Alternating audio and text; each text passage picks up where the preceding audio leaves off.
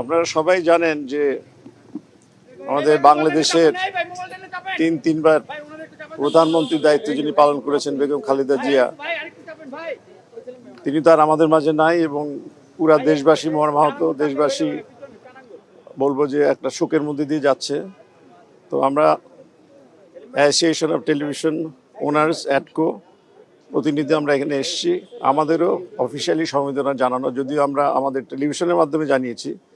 কিন্তু আজকে আমরা পার্টি অফিসে এসে যে কন্ডোলেন্স বইটা আছে ওখানে আমাদের মনের কথা কিভাবে আমরা তাকে উপলব্ধি করি বা করেছি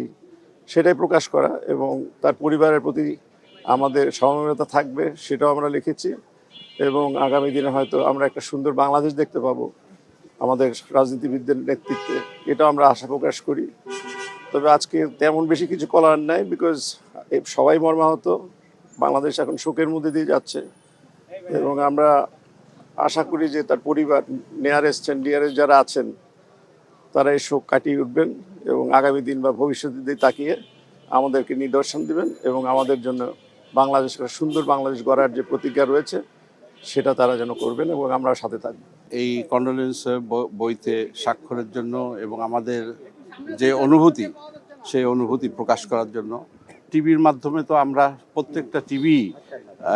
দিনব্যাপী এবং এখনো পর্যন্ত অনেক টিভি ওনার স্মরণে আমরা প্রোগ্রাম করছি এবং আমরা সবাই শোকাহত, মর্মাহত এবং ওনার আত্মার মাগফিরাত কামনা করি। প্রেসিডেন্ট সাহেব তো যা বলার বলেছেন, সো আমরা আশা করব আল্লাহ তাআলা ওনাকে যেন জান্নাতবাসী করে এবং দেশ যেন ওনার যে মঠো বা ওনার যে দিক নির্দেশনা ছিল সেইভাবে যেন দেশ এগিয়ে যাক, এটাই আমাদের কামনা।